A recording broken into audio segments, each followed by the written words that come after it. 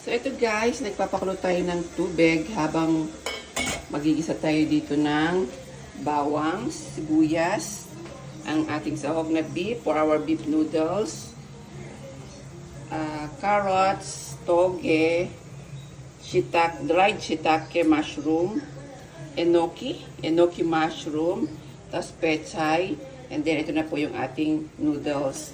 Tapos later, pag malapit na maluto, ilalagay natin itong egg na hindi natin siya ibibit.